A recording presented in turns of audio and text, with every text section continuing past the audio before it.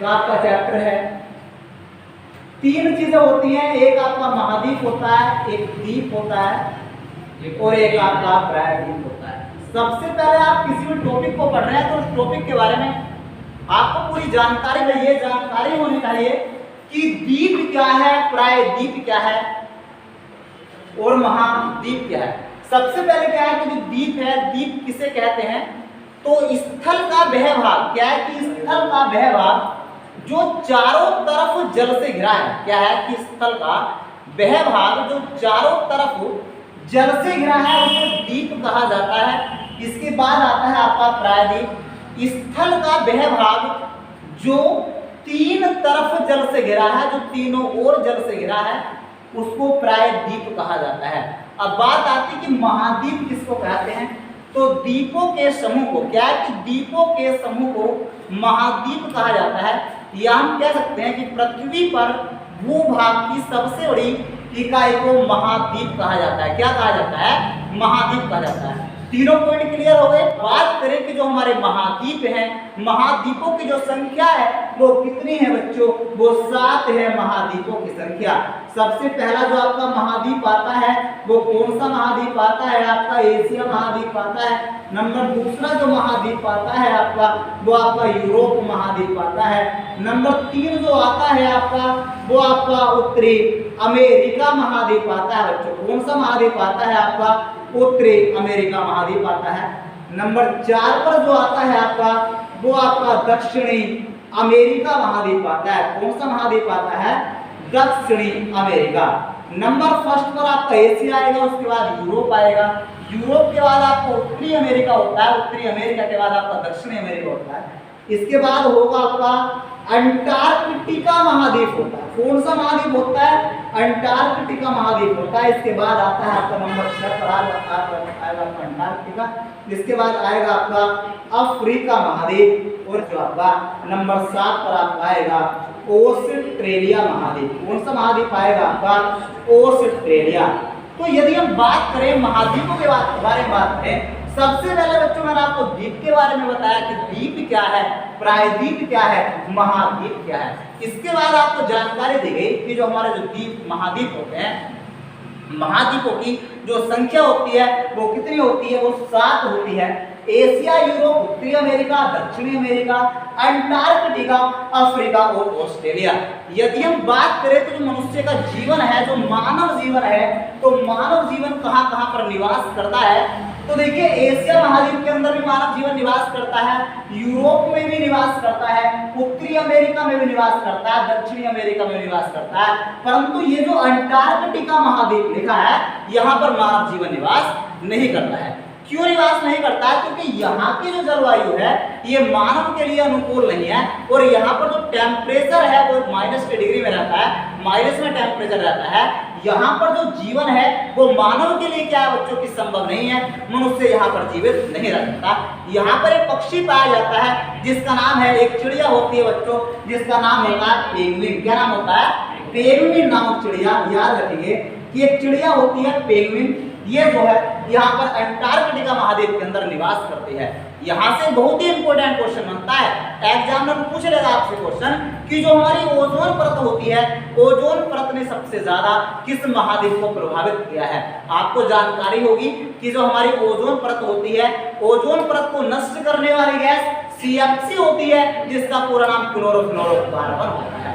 याद रखेंगे कि ओजोन परत क्या होती है, कि जो ओजोन परत होती है, ओजोन परत को पृथ्वी का सुरक्षा कवच भी कहा जाता है, क्योंकि ये सूर्य से निकलने वाली अल्ट्रावायलेट रेस को, पराबैंगनी किरणों को अपने अंदर समाती है और समाते समाते क्या है बच्चों, ये लगातार टूटती चली जा रही है, इसका लगातार क्षय होता चला जा रहा है। तो क्वेश्चन पूछेगा, एग्जाम में क्वेश्चन आ सकता है कि ओजोन परत के प्रभाव से सबसे ज्यादा कौन सा महाद्वीप प्रभावित हुआ है। तो याद रखेंगे कि जो अंटार्कटिका महाद्वीप है, सबसे ज्यादा ओजोन परत के प्रभाव से क्या हुआ है, ये सबसे ज्यादा इसको प्रभावित किया है, अंटार्कटिका महाद्वीप को।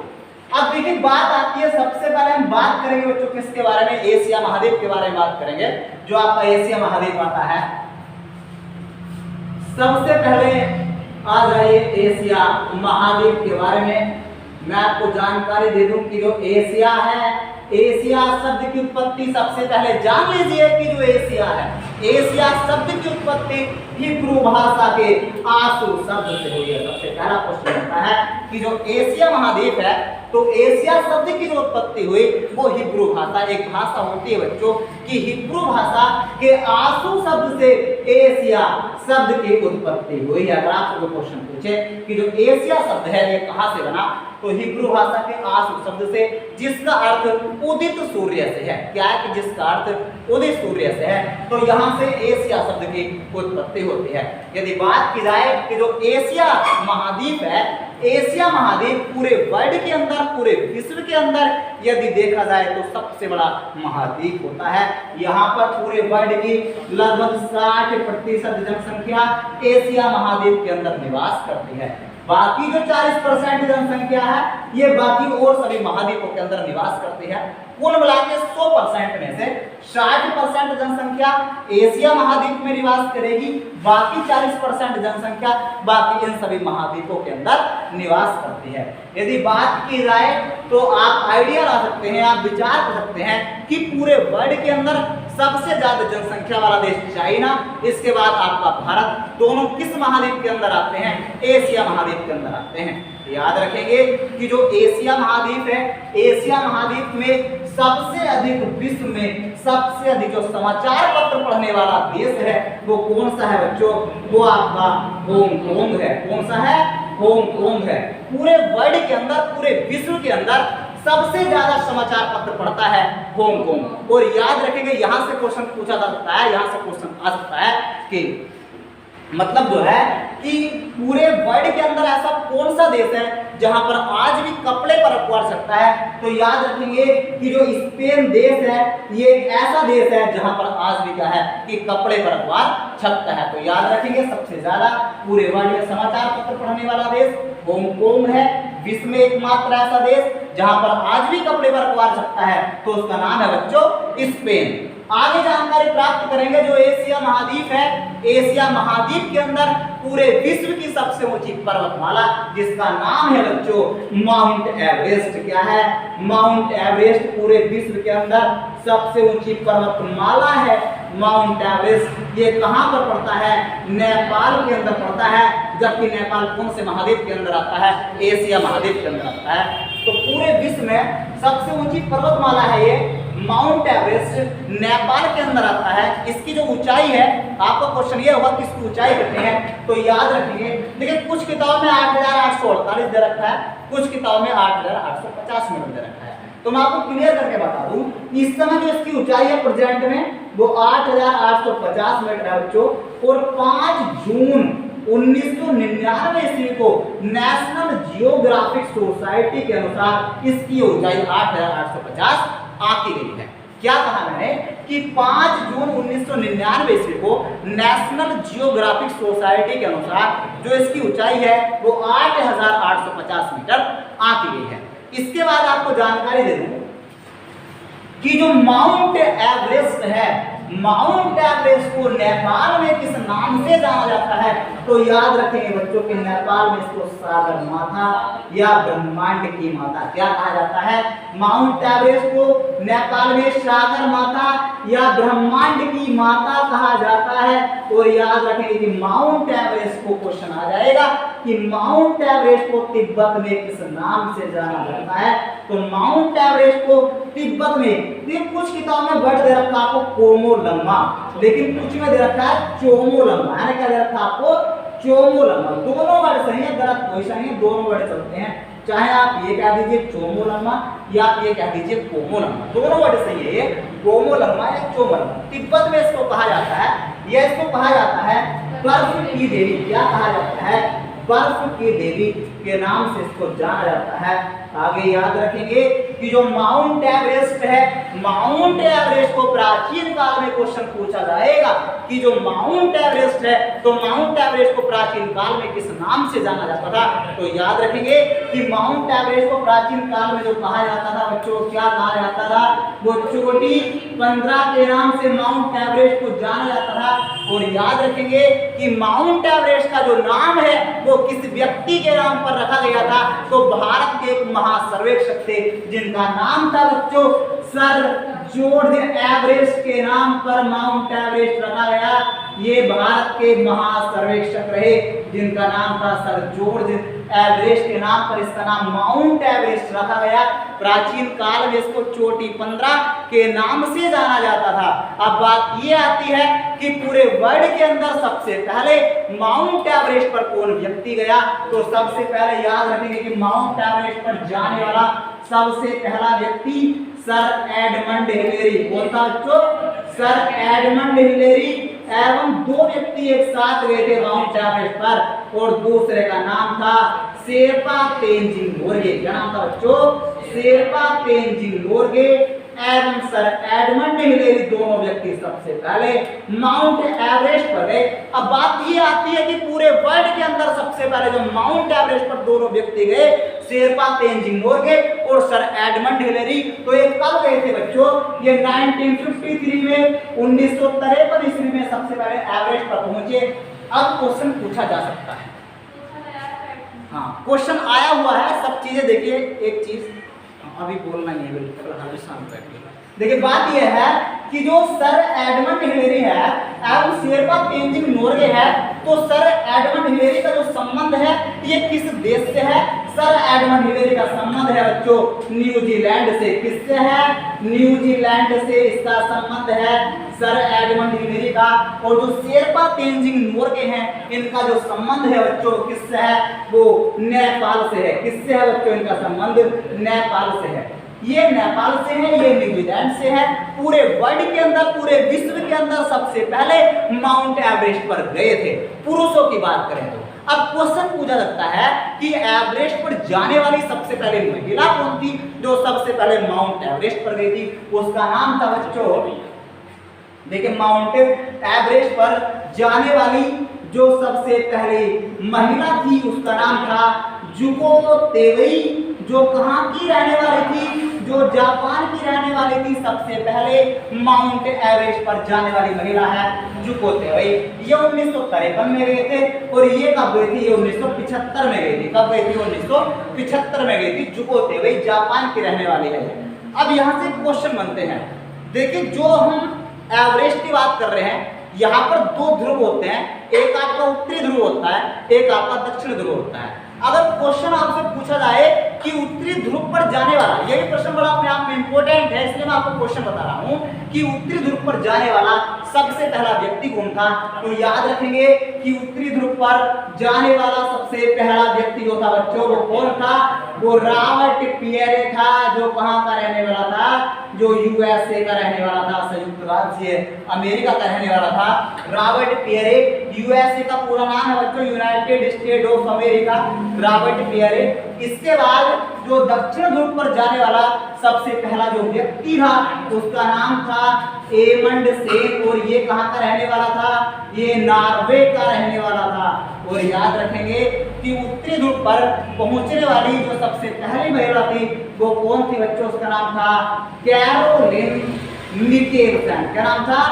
Caroline Mikkelsen. ये दक्षिण ध्रुव पर जाने वाली सबसे पहली महिला है कैरोलिन मिकेलसन। और दक्षिणी ध्रुव पर जो है इसके बाद जो गया था वो फ्रेम फिफ्थ, ये कनाडा की महिला है दक्षिणी ध्रुव पर।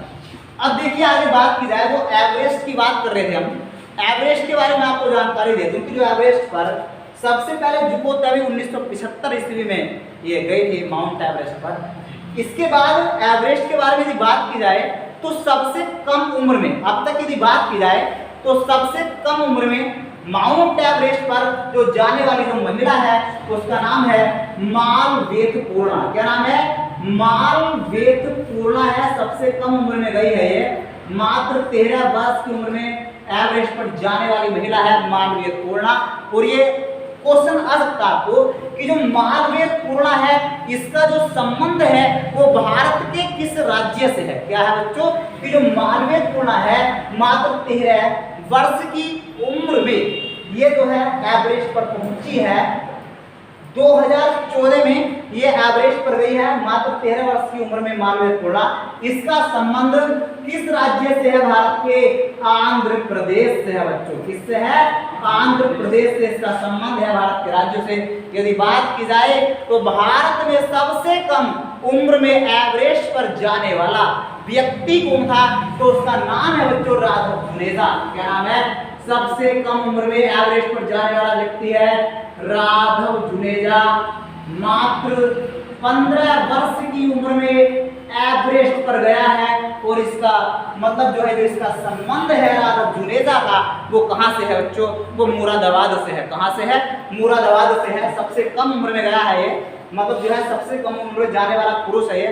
मात्र 15 वर्ष की उम्र में एवरेस्ट पर गया है राघव जुनेजा, मात्र 15 वर्ष। और इसका जो संबंध है बच्चों कहां से है? वो मुरादाबाद से है। कहां से है? मुरादाबाद से इसका संबंध है। और याद रखेंगे अब तक यदि बात की जाए तो ये तो बात हम सबसे कम उम्र की कर रहे थे, लेकिन सबसे अधिक उम्र में माउंट एवरेस्ट पर जो जाने वाले पुरुष हैं उनका नाम है आर्थर मुयर। क्या नाम है उनका? Arthur Muir, USA. सबसे अधिक उम्र में एवरेस्ट पर जाने वाले व्यक्ति आर्थर मुयर हैं। और कितने वर्ष की उम्र में एवरेस्ट पर गए हैं? 75 वर्ष की उम्र में। कहां पर? 75 वर्ष की उम्र में एवरेस्ट पर जाने वाले पुरुष है ये आर्थर मुयर। इनका जो संबंध है वो किस देश से है, किस कंट्री से है? तो बता दो बच्चों आपको यूएसए। यूएसए के बारे में कुछ जानकारी आप प्राप्त करेंगे। संयुक्त राज्य अमेरिका। पूरे वर्ल्ड के अंदर सबसे ज्यादा इस समय मक्का का उत्पादन कर रहा है आपका यूएसए। याद रखेंगे कि इस समय सबसे ज्यादा पूरे वर्ल्ड के अंदर जो मक्का होती है आपकी, मक्का का जो उत्पादन कर रहा है वो कौन कर रहा है? वो आपका संयुक्त राज्य अमेरिका कर रहा है। संयुक्त राज्य अमेरिका का जो राष्ट्रीय उद्यान है उसका नाम है बच्चों येलोस्टोन पार्क। क्या नाम है? Yellowstone park. संयुक्त राज्य अमेरिका का राष्ट्रीय उद्यान है येलोस्टोन पार्क। याद रखेंगे संयुक्त राज्य अमेरिका में जो लोहे की प्रसिद्ध खान है उसका नाम है बच्चों मेसाबी खान। क्या नाम है उसका? मेसाबी खान। याद रखना है कि जो संयुक्त राज्य अमेरिका है, संयुक्त राज्य अमेरिका का सबसे बड़ा शहर जो है वो कौन सा है आपका? वो आपका न्यूयॉर्क है, जो हडसन नदी के किनारे पर बसा हुआ है। याद रखेंगे कि संयुक्त राज्य अमेरिका की जो मुद्रा है वो आपकी जो करेंसी है यहाँ की वो आपकी डॉलर है। क्या है? डॉलर है। जानना होगा कि संयुक्त राज्य अमेरिका की जो कैपिटल है, जो राजधानी है वो कौन सी है बच्चों? वो वाशिंगटन है। और जो वाशिंगटन है ये किस नदी के किनारे पर बसा है? ये पोटोमैक नदी के किनारे पर जो है बसा हुआ है।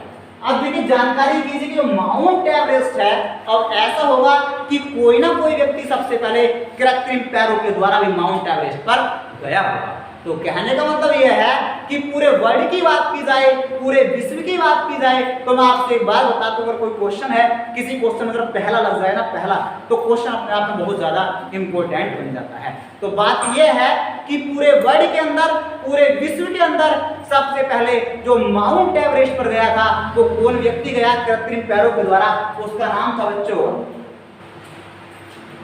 उनका नाम था टॉम भाई टेकर। क्या नाम था? टॉम भाई टेकर। संयुक्त राज्य अमेरिका के रहने वाले थे। सबसे पहले 1998 ईस्वी में 1998 में कृत्रिम पैरों के द्वारा, किसके द्वारा बच्चों? कृत्रिम पैरों के द्वारा सबसे पहले एवरेस्ट पर गए थे टॉम भाई टेकर, जिनका संबंध यूएसए से है, संयुक्त राज्य अमेरिका से है। 1998 ईस्वी में सबसे पहले कृत्रिम पैरों के द्वारा माउंट एवरेस्ट पर गए थे। लेकिन जानना होगा कि जो एशिया महाद्वीप है, एशिया महाद्वीप के अंदर क्या होता है कि पूरे विश्व में सबसे ज्यादा जो वर्षा वाला स्थान है, क्वेश्चन पूछ लेगा आपसे कि पूरे वर्ल्ड के अंदर, पूरे विश्व के अंदर सबसे ज्यादा जो वर्षा वाला स्थान है वो कौन सा है? तो याद रखेंगे सबसे ज्यादा जो इस समय वर्षा हो रही है पूरे विश्व में वो कहां पर होती है बच्चों? वो माकसिन राम के अंदर होती है। और ये जो माकसिन राम है ये कहां पर पड़ता है बच्चों? ये मेघालय के अंदर पड़ता है। मेघालय, अगर बात करें बच्चों तो मेघालय, संधि विच्छेद करेंगे मेघ प्लस आलय, मेघ का मतलब होता है बादल और आलय का मतलब होता है बादलों का घर।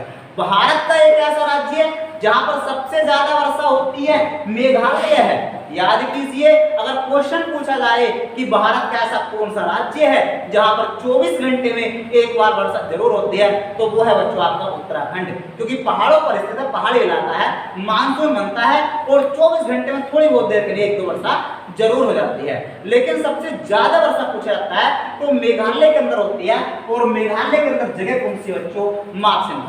और डीपली मैं आपको बता दूं, अगर बात की जाए तो कितनी वर्षा होती है? 11,405 mm, 11,405 मिलीमीटर वर्षा यहाँ पर की जाती है बच्चों मार्कसिंग के अंदर। अब बात ये आती है कि इससे पहले जो वर्षा होती थी, आपने नाम सुना होगा कि चेरापूंजी के अंदर होती थी बच्चों। कहां पर होती थी? चेरापूंजी के अंदर होती थी। चेरापूंजी से क्वेश्चन आ सकता है कि चेरापूंजी है, चेरापूंजी का नाम बदल करके क्या रखा गया है? तो याद रखेंगे कि जो चेरापूंजी है, चेरापूंजी का जो नाम बदल करके रखा गया है वो क्या रखा गया है? वो सोहरा रखा गया है। क्या रखा गया है? सोहरा रखा गया है। याद रखेंगे कि एशिया महाद्वीप में क्या है कि एशिया महाद्वीप में सबसे ज्यादा जूट एवं गन्ने का जो उत्पादन करता है वो कौन करता है? क्रमशः सबसे ज्यादा जो जूट का उत्पादन करेगा बच्चों वो कौन करेगा? वो बांग्लादेश करेगा। और जो गन्ने का उत्पादन करता है एशिया महाद्वीप के अंदर वो कौन सा देश करता है? वो भारत करता है। अब यहाँ पे एक बात का ध्यान रखना है, अगर क्वेश्चन पूछा जाएगा कि एशिया महाद्वीप में सबसे ज्यादा गन्ने का उत्पादन कौन करता है, तो भारत करता है। कौन करता है? भारत करता है। अगर क्वेश्चन पूछा जाएगा कि पूरे वर्ल्ड के अंदर, पूरे विश्व के अंदर सबसे ज्यादा जो गन्ने का उत्पादन करता है तो वो कौन करता है? तो ब्राजील करता है। कौन करता है बच्चों? ब्राजील करता है। सबसे ज्यादा पूरे वर्ल्ड में जो गन्ने का उत्पादन करेगा वो ब्राजील करेगा। एशिया महाद्वीप में जो करेगा वो कौन करेगा? वो भारत करेगा। जूट का जो उत्पादन करेगा वो कौन करेगा? वो बांग्लादेश करेगा। अब कुछ स्टूडेंटों के दिमाग में बात आ रही होगी कि जूट क्या होता है? जूट एक प्रकार का रेशा होता है बच्चों। क्या होता है कि जूट एक प्रकार का रेशा होता है जिसमें क्या होता है कि जिससे कालीनें बनाई जाती हैं। जो आपकी कालीनें होती हैं ये क्या है? ये जो है इससे बनाई जाती है जूट के द्वारा। अब बात आती है कि जूट का सबसे पहला जो कारखाना लगाया गया इंडिया के अंदर, भारत के अंदर, वो कहाँ पे लगाया गया? पश्चिम बंगाल में एक जगह पड़ती है बच्चों जिसका नाम है रिसरा। तो रिसरा नामक स्थान पर सबसे पहले जूट का कारखाना लगाया गया था। पश्चिम बंगाल में एक रिसरा नामक स्थान है, तो यहाँ पर सबसे पहले जूट का कारखाना लगाया गया। अब बात आती है कि सबसे पहले एशिया महाद्वीप के अंदर जो कागजी मुद्रा है, कागजी मुद्रा जारी करने वाला पहला देश चाइना था। एक बात की जाए तो एशिया महाद्वीप में सबसे बड़ा जो रेलवे प्लेटफार्म है बच्चों, तो कौन सा आपका? वो जो है आपका इस समय गोरखपुर कौन सा है? सबसे बड़ा रेलवे प्लेटफार्म है एशिया महाद्वीप में। सबसे बड़ा जो रेलवे प्लेटफार्म है वो आपका गोरखपुर है। रेलवे प्लेटफार्म गोरखपुर है। इसकी जो लंबाई है वो 1355 मीटर। कितनी लंबाई है इसकी? 1355 मीटर इसकी लंबाई है, जो गोरखपुर में है। पूरे विश्व का सबसे बड़ा रेलवे प्लेटफार्म है ये। एशिया महाद्वीप में जो गोरखपुर में पड़ता है 1355 मीटर क्या है इसकी लंबाई है गोरखपुर की।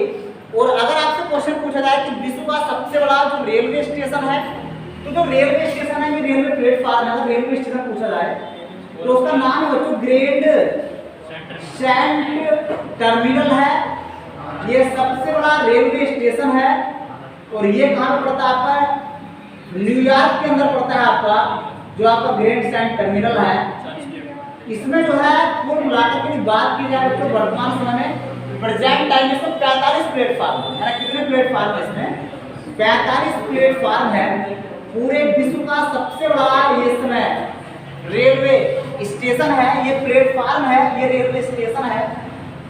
सबसे बड़ा आपका रेलवे स्टेशन, कंफ्यूज मत होना, दोनों चीजें बता दो क्लियर करके। ये आपका रेलवे स्टेशन है। अब देखिए क्वेश्चन आया हुआ है, क्वेश्चन ये पूछा है कि चीन के मंचूरिया प्रदेशों में, क्वेश्चन यह हुआ है कि जो चीन है एशिया महाद्वीप के अंदर जो चाइना पड़ता है बच्चों, तो चीन के मंचूरिया प्रदेशों में घास के मैदानों को किस नाम से जाना जाता है? तो चीन के जो मंचूरिया प्रदेश है, जो चीन के कुछ इलाके हैं, वहां पर जो घास के मैदान हैं उनको किस नाम से जाना जाता है? उनको स्टेपी कहा जाता है। तो क्या कहा जाता है? उनको स्टेपी कहा जाता है। जो घास के मैदान होते हैं ये कहाँ पर कहे जाते हैं? घास के मैदान स्टेपी, ये आपको जानकारी होनी चाहिए। याद रखेंगे कि एशिया में, एशिया और जो आपका यूक्रेन है जिसे रोटी की डलिया भी कहा जाता है। क्वेश्चन ये भी आता है कि रोटी की डलिया किसे कहा जाता है? तो रोटी की डलिया जो कहा जाता है वो आपका यूक्रेन को कहा जाता है। अगर हम बात करें, अच्छा ये बताइए कि भारत में अगर क्वेश्चन पूछा जाए कि भारत में धान की डलिया किसे कहा जाएगा, तो धान की डलिया या रोटी की डलिया कहा जाता है छत्तीसगढ़ को। किसको कहा जाता है?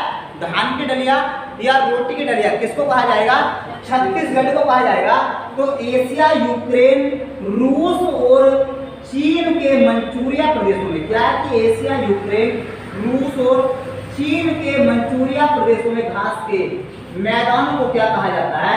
स्टेपी कहा जाता है। इसके बाद देखो आपको जानना होगा कि जो हमारे घास के मैदान है, घास के मैदान से भी अक्सर क्वेश्चन आते हैं हमारे। तो घास के मैदानों को ऐसा नहीं कि घास ही बोलेंगे इसको, तो घास के मैदानों को अलग अलग जगहों पर अलग अलग नाम से जाना जाएगा। जैसे स्टेपी है, इन जगहों पर स्टेपी कहा जाएगा। जो प्रेरीज घास के मैदान होते हैं, प्रेरी या प्रेरीज घास के मैदान होते हैं, ये कहाँ पे कहे जाते हैं? ये आपके संयुक्त राज्य अमेरिका के अंदर, जो आपका यूएस से आपका संयुक्त राज्य अमेरिका है बच्चों, और जो आपका क्या है? कनाडा है ना, संयुक्त राज्य अमेरिका, वह कनाडा में घास के मैदानों को क्या कहा जाता है? प्रेरी कहा जाता है या प्रेरीज कहा जाता है। इसके बाद याद रखेंगे कि जो कंपोज जो घास के मैदान होते हैं ये कहाँ पर कहे जाते हैं? ये जो आपका ब्राजील देश है, तो ब्राजील में घास के मैदानों को क्या कहा जाता है? कंपोज कहा जाता है ना। क्या कहा जाता है? कंपोज कहा जाता है। जो कंपास कहा जाता है, ये घास के मैदान कहाँ पर पाए जाते हैं? आपके ये आपके अर्जेंटीना में कहे जाते हैं। याद रखना कि जो अर्जेंटीना है, क्वेश्चन आपको ये भी आ सकता है कि जो अर्जेंटीना है, तो अर्जेंटीना का जो हृदय कहा जाता है, अर्जेंटीना का जो हार्ट कहा जाता है, वो किसको कहा जाता है? तो पंपास को कहा जाता है। किसको कहा जाता है? पंपास को कहा जाता है। और याद रखना कि पूरे वर्ल्ड के अंदर सबसे ज्यादा जो इस समय मांस होता है, मांस का जो एक्सपोर्ट कर रहा है, जो निर्यात कर रहा है, वो कौन सा देश कर रहा है इस समय पूरे वर्ल्ड के अंदर? वो अर्जेंटीना कर रहा है। याद रखेंगे कि पूरे विश्व के अंदर सबसे ज्यादा जो मांस का निर्यात कर रहा है वो कौन सा देश कर रहा है आपका? वो आपका अर्जेंटीना कर रहा है इस समय प्रेजेंट टाइम में। याद रखेंगे कि जो घास के मैदान होते हैं आपके, पंपास अर्जेंटीना में पाया है। जो सवाना घास के मैदान होते हैं ये कहाँ पे कहे जाते हैं आपके? ये आपके अफ्रीका में कहे जाते हैं। और जो बेल्ट घास के मैदान होते हैं ये कहे जाते हैं आपके बच्चों दक्षिण अफ्रीका के अंदर, है ना। क्या कहे जाते हैं? दक्षिण अफ्रीका के अंदर जो घास के मैदान होते हैं आपके, ये क्या कहे जाते हैं? आपके बेल्ट कहे जाते हैं। याद रखेंगे कि एशिया महाद्वीप के अंदर सबसे ज्यादा जो जलयान बनाने वाला जो देश है वो कौन सा है आपका? वो आपका जापान है। कौन सा आपका? जापान है। एशिया महाद्वीप के अंदर सबसे ज्यादा जलयान बनाने वाला देश जो है आपका, वो कौन सा है बच्चों? आपका वो जापान है। जापान में एक शहर पड़ता है बच्चों जिसका नाम है नागासाकी। ये क्वेश्चन आ जाता है कभी कभी कि जापान के अंदर एक शहर पड़ता है, एक हिरोशिमा पड़ता है, एक नागासाकी पड़ता है। तो मैं ये पूछना चाह रहा हूँ कि जापान में जो नागासाकी शहर पड़ता है ये किस द्वीप पर बसा है? और जो हिरोशिमा है वो आपका होन्शु द्वीप पर बसा है ना। कौन सा द्वीप पर बसा आपका? वो जो है आपका होन्शु द्वीप पर जो है आपका बसा हुआ है। एशिया महाद्वीप में जो आपका म्यांमार देश है, कौन सा देश है आपका? जो आपका म्यांमार है जिसका इस समय नाम बर्मा है, तो ये जो है ये सुंदर बौद्ध मंदिरों के लिए प्रसिद्ध है। यहाँ पर क्या है? जो बौद्ध धर्म है, बौद्ध धर्म से संबंधित जो मंदिर थे वो सबसे ज्यादा बच्चों म्यांमार के अंदर पाए गए, है ना। किसके अंदर पाए गए थे? आपके म्यांमार के अंदर जो है पाए गए।